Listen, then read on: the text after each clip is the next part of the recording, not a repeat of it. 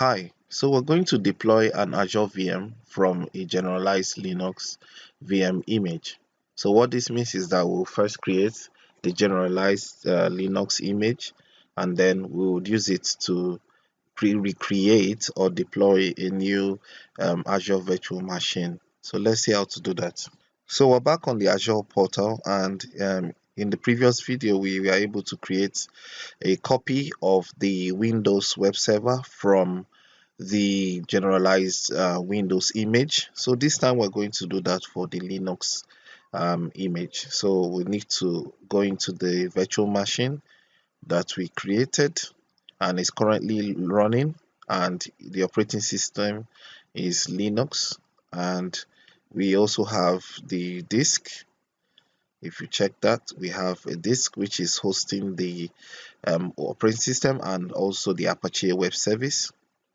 And let's just check networking, because we need to connect through SSH. So we can see default allow SSH is allow, and also HTTP. Let us go back to overview, and we'll connect through SSH, and we just copy this, and we need to go to Cloud Shell, and we'll be using bash. So we'll change this to bash, confirm the switch, and now let's maximize. And now bash is deployed. So we need to use the WA agent to be able to help us generalize our virtual machine. But before we can do that, we need to SSH into the virtual machine. So we're going to paste that which we just copied, and let's clear all this because we are just using the username and password fields, and press enter and say yes, we want to connect admin 123 and exclamation mark. Let's see if we can paste that and enter. And now we are connected to the Azure web server, and let's sudo to become the super user, and we're the root, and let's confirm the status of the web server. So we're going to say sudo system2, and we can see it's currently active and running. So let me end that. So next we need to run the WA agent command. We'll come here and it says WA agent and the provision user. So let's copy that and come down here and we paste, and let's run it. We'll say yes, Y would exit, and now we have our connection has been closed and we're back on the bash terminal.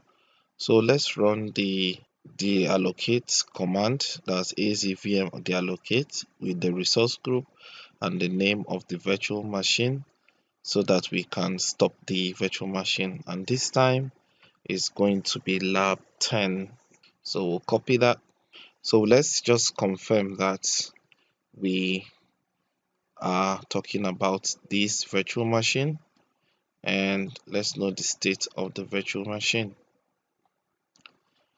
So we can see virtual machine is currently running. Let's just select that.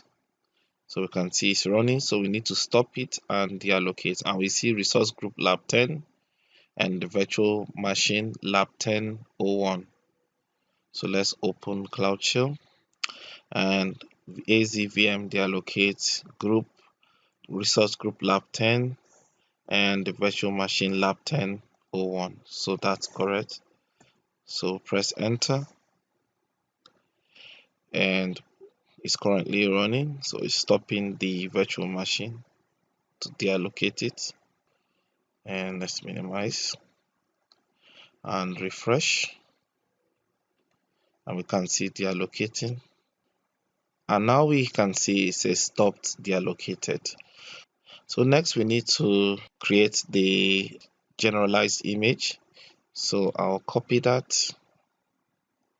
We want to generalize the VM, and I'll come back here and paste. So we press enter, and the generalization has been completed. So we'll come to the virtual machine, which has been stopped, and then we'll go to capture because we want to create the image, and then we'll do the same thing. Lab 10, we want to automatically delete the virtual machine which has been stopped after creating the image, and target gallery. So we're going to create a new one, and we'll say OK, and this is fine. Target image definition, we need to create one, and we'll call it TID lab 10, and OK. And version number, we can use 15.35.0, and that's fine. And we'll click review and create, and we'll create. So it's creating the image, and now we've successfully been able to create our image for the Linux Apache server. So let us go to resource, and now we can see succeeded. So next we create the VM, and we have the resource group. So we'll create the virtual machine. So we'll say VM lab 10 or 1 copy. So the copy, and region is fine, availability option fine. Then we can see the image they've selected, the size is fine, and the password we will use, and we would allow HTTP and SSH, and next disk, next networking, next, and advanced next, and we don't require any custom data, next tags, and review and create, and it's ready. So create.